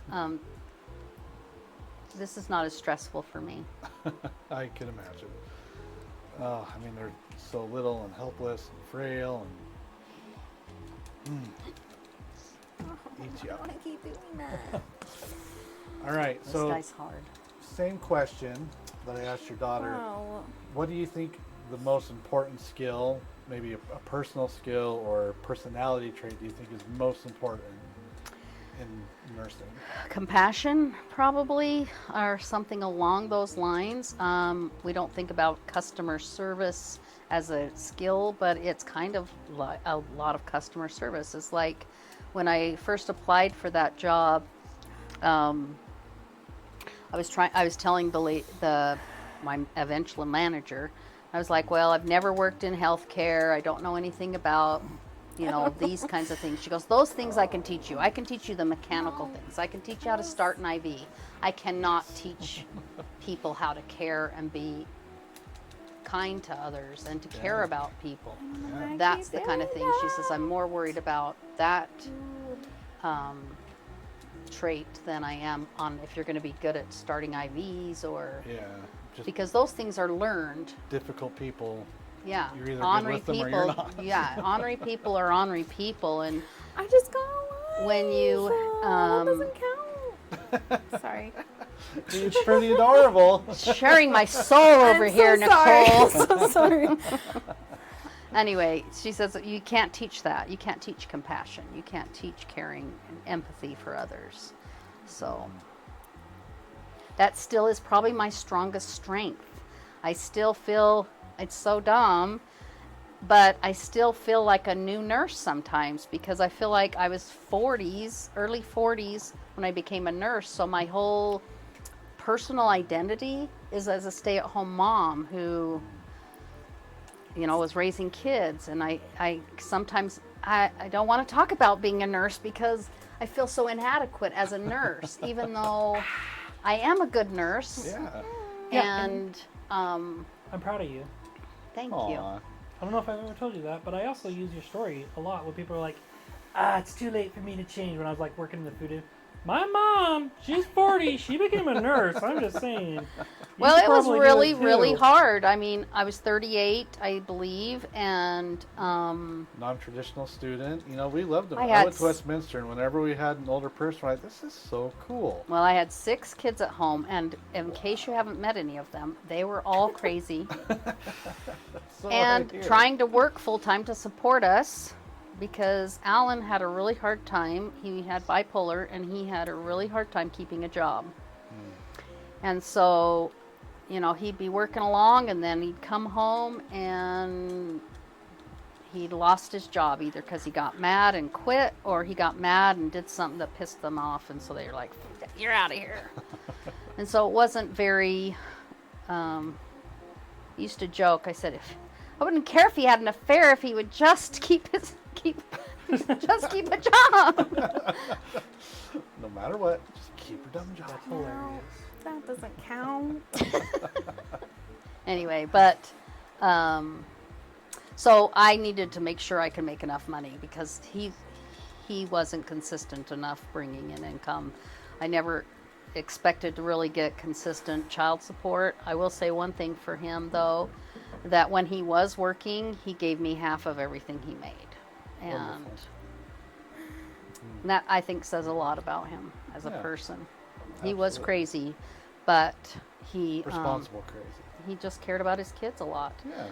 And my kids, on holidays, Alan would always come over and do Christmas at our house. And he would come to my mom's for Thanksgiving so every year my kids did not have to choose whose house they were going to go to or have to have their families separated. And he sacrificed his own happiness for that because it broke his heart, when I divorced him. But I could not live with the crazy man any longer. Sorry, all my children. For those who don't know the story, he had undiagnosed bipolar, and he he refused was to go see a undiagnosed. doctor until my mom said, "You either go get therapy or we're getting divorced." And then they finally get divorced, and then he gets help. Unbelievable. Well, yeah, because I waited a year after. Sorry, is this a tangent? We don't want to go No, down? you're good. We have about 2 minutes, so that's. We'll All right, wrap this is up a with quick this. story. Yeah, no, it's wonderful. Yeah, so I waited a year to see if he'd go get help. Told him there's something wrong with you because he's such a good guy. He is such a nice, good guy, and then he would go insane and just be crazy. And so I'm like, there's something wrong with you. I'm not going to marriage counseling again because we went marriage counseling lots of times. You need to find out what's wrong with you. Get on medication, then I'll go to marriage counseling. So I waited about a year. He's refused. I'm not a doctor, so I can't tell him that there's something wrong with him. And so I ended up getting divorced. He had a mental breakdown about that and ended up in the hospital. He was homicidal and suicidal and just really struggling. And it was during that stay in the hospital that they diagnosed him with bipolar, and he got on lithium. And it was probably 2.5 years after I kicked him out that he came to me and he said, he'd been so mad at me. I've been mad at you for 2.5 years. And I'm like, yeah, I could tell. And he'd found out about bipolar. He'd read books about it. And he said it just explained his whole life. And even when he still got crazy, because he didn't stay on his meds like most people with mental health issues, he wouldn't stay on his meds. But he said, well, he could tell himself, that's just my bipolar talking. So he never got as crazy as he was when we were first married. So. Wow, that is intense. Thank you for sharing that. Thank you, everyone, for coming and being on the show. Do you have any last parting words of wisdom before we end our stream tonight? Joy, why don't you go first? If you have bipolar, get it. Yeah? I mean, yeah, I thought, for mental health Reach for the awareness. stars. I mean, just know that you can do anything you put your mind to. Absolutely. I appreciate your message, and it's never too late to reinvent yourself. I mean, Amen. It's what this whole show is. I never thought I'd be doing this.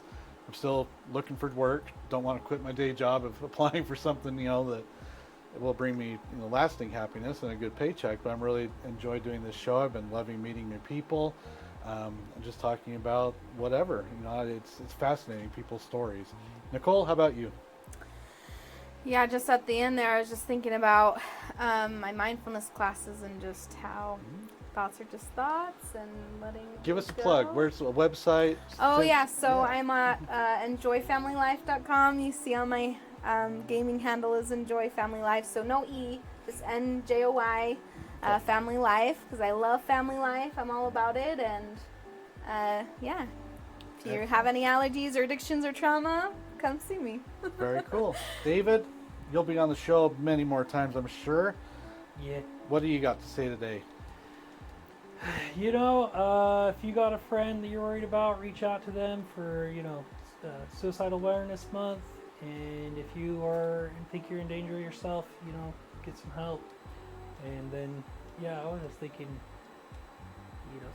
that's all. Mental health. Mental health. Yeah, we I did feel like start that's on so that. important. Absolutely. Sorry, I know you're at your time. No, you're Because good. it was like, you were talking about how my dad rediscovered himself because he knew he had bipolar, and I recently had a similar journey with ADHD. I've always had ADHD since I was 3. Super young. All the doctors agree it was super young, but I had to rediscover that, and it's just like reading those books and watching these videos, and so much of your life suddenly makes sense. So if you don't understand why you are the way you are, don't be scared. Go to therapy. Yep, it's not as taboo as it used to be. I mean, COVID really woke a lot of people up, and people are getting the help they need. So if that's you, reach out. It's probably all of us to some degree. Absolutely. So thanks for joining us. Thank you to our guests. And we will not have a show next week. Just so you know, I'll also post this on Facebook. Emily and I will be at a conference in Atlanta for her Pilates studio. It's going to be a blast. We're going to have a lot of fun. It's going to be prom themed for one of the nights, so we're like getting old 70s tuxedos. Oh, fun. It's going to be pretty amazing. So no show then, but then we'll pick up, I believe, on the 24th with our guests. It'll be people from Body Bar. We're going to talk fitness industry, getting into shape, all that kind of stuff. It's going to be amazing. So we'll see you then. Thanks.